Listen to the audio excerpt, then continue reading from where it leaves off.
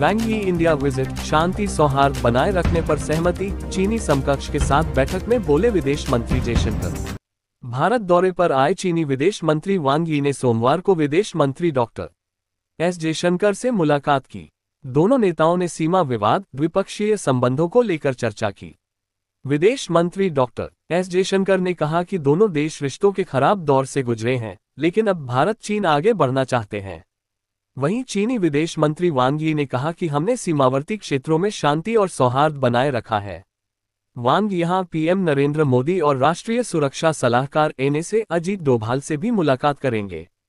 चीनी विदेश मंत्री वांग यी के साथ बैठक में विदेश मंत्री डॉक्टर एस जयशंकर ने कहा कि आतंकवाद के सभी रूपों और अभिव्यक्तियों के खिलाफ लड़ाई प्रमुख प्राथमिकता है। मैं हमारे विचारों के आदान प्रदान की प्रतीक्षा कर रहा हूं। कुल मिलाकर उम्मीद है कि हमारी चर्चा भारत और चीन के बीच एक स्थिर, सहयोगात्मक और दूरदर्शी संबंध बनाने में योगदान देगी, जो हमारे हितों की पूर्ति करेगा और हमारी चिंताओं का समाधान करेगा। आप चीन में होने वाले एशिया शिखर सम्मेलन से ठीक पहले भारत आए हैं। हमने इसकी अध्यक्षता के दौरान चीनी पक्ष के साथ मिलकर काम किया है। हम आपके लिए अच्छे परिणामों और निर्णयों के साथ एक सफल शिखर सम्मेलन की कामना करते हैं। विदेश मंत्री डॉक्टर एस जयशंकर ने कहा कि भारत और चीन के विशेष प्रतिनिधियों के बीच 24वें दौर की वार्ता के लिए आपका और आपके प्रतिनिधिमंडल का मैं भारत में स्वागत करता हूं। अक्टूबर 2024 में कजान में हमारे नेताओं की मुलाकात के बाद से ये किसी चीनी मंत्री की पहली यात्रा भी है। यह अवसर हमें अपने द्विपक्षीय संबंधों को पूरा करने और समीक्षा करने का अवसर प्रदान करता है। ये वैश्विक स्थिति और आपसी हित के कुछ मुद्दों पर विचारों का आदान प्रदान करने का भी उपयुक्त समय है। विदेश मंत्री एस जयशंकर ने कहा कि हमारे संबंधों में एक कठिन दौर देखने के बाद दोनों राष्ट्र अब आगे बढ़ना चाहते हैं। इसके लिए दोनों पक्षों की ओर से एक स्पष्ट और रचनात्मक दृष्टिकोण की आवश्यकता है। उस प्रयास में हमें 3 पारस्परिक बातों आपसी सम्मान, आपसी संवेदनशीलता और आपसी हित का ध्यान रखना चाहिए। मतभेद विवाद नहीं बनने चाहिए और न ही प्रतिस्पर्धा, संघर्ष बनना चाहिए। उन्होंने कहा कि आप कल हमारे विशेष प्रतिनिधि एनएसए अजीत डोभाल के साथ सीमा मुद्दों पर चर्चा करेंगे।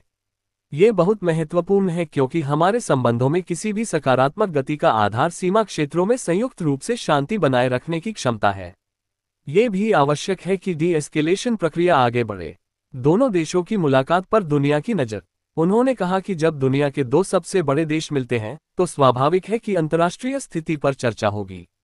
हम एक निष्पक्ष, संतुलित और बहुध्रुवीय वैश्विक व्यवस्था चाहते हैं, जिसमें एक बहुध्रुवीय एशिया भी शामिल हो। बहुपक्षवाद में सुधार भी आज की आवश्यकता है। वर्तमान परिवेश में वैश्विक अर्थव्यवस्था में स्थिरता बनाए रखना और उसे बढ़ाना स्पष्ट रूप से आवश्यक है। सभी रूपों और अभिव्यक्तियों में आतंकवाद के खिलाफ लड़ाई एक और प्रमुख प्राथमिकता है। मैं हमारे विचारों के आदान प्रदान की आशा करता हूं। चीनी विदेश मंत्री वांग यी ने कहा कि हमने सीमावर्ती क्षेत्रों में शांति और सौहार्द बनाए रखा। हमने शिजांग स्वायत्त क्षेत्र में स्थित भारतीय तीर्थ क्षेत्र कैलाश मानसरोवर, माउंट गंग रिनपोछे और लेक मपाम युन तसो की यात्रा फिर से शुरू की है। हमने सहयोग का विस्तार करने, चीन भारत संबंधों के सुधार और विकास की गति को मजबूत करने पर जोर दिया है, ताकि हम एक दूसरे की सफलता में योगदान दे सकें और एशिया और दुनिया को निश्चितता प्रदान कर सकें। इससे पहले चीन के विदेश मंत्री वांग यी का भारत पहुंचने पर दिल्ली एयरपोर्ट पर स्वागत किया गया। विदेश मंत्री वांग यी की यात्रा पर चीन ने कहा कि उनकी भारत यात्रा का उद्देश्य दोनों देशों के बीच बनी सहमति और पिछले दौर की सीमा वार्ता के दौरान लिए गए फैसलों पर मिलकर काम करना है। चीनी विदेश मंत्रालय के प्रवक्ता माओ निंग ने कहा कि वांग की यात्रा के माध्यम से चीन भारत के साथ मिलकर काम करने की उम्मीद करता है ताकि नेताओं के बीच बनी महत्वपूर्ण आम सहमति को साकार किया जा सके, उच्च स्तरीय आदान प्रदान को कायम रखा जा सके, राजनीतिक विश्वास को बढ़ाया जा सके, व्यावहारिक सहयोग को बढ़ावा दिया जा सके, मतभेदों को उचित तरीके से निपटाया जा सके और चीन भारत संबंधों के सतत, सुदृढ़ और स्थिर विकास को बढ़ावा दिया जा सके। उन्होंने कहा कि भारत चीन सीमा प्रश्न पर विशेष प्रतिनिधि स्तर की वार्ता दोनों देशों के बीच सीमा वार्ता के लिए एक उच्च स्तरीय चैनल है। बीजिंग में 23वें दौर की वार्ता के दौरान दोनों पक्षों ने परिसीमन वार्ता, सीमा प्रबंधन तंत्र, सीमा पार आदान प्रदान और सहयोग पर कई आम सहमतियां हासिल की।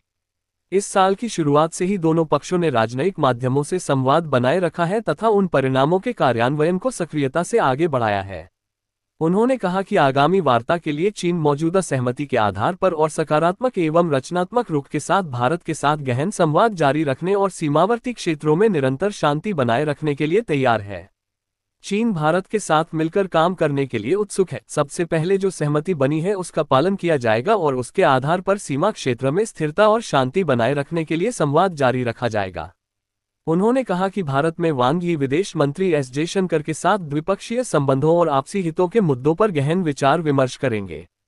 वांग यी का ये दौरा ऐसे समय में हो रहा है जब रूस से तेल खरीदने के लिए अमेरिका ने भारत पर 50% टैरिफ लगा दिया है। भारत ने ट्रंप प्रशासन के इस फैसले की आलोचना की और भारी भरकम टैरिफ को अन्यायपूर्ण बताया। अमेरिका के टैरिफ के ऐलान के तुरंत बाद भारतीय एनए से अजीत डोभाल ने रूस का दौरा किया। इसके बाद डोभाल ने चीन के विदेश मंत्री वांग यी को सीमा विवाद पर बातचीत के लिए भारत आने का निमंत्रण दिया, जिसे वांग यी ने स्वीकार कर लिया। इसके साथ ही प्रधानमंत्री नरेंद्र मोदी भी शंघाई सहयोग संगठन एससीओ के वार्षिक बैठक में भाग लेने के लिए चीन दौरे पर जाएंगे।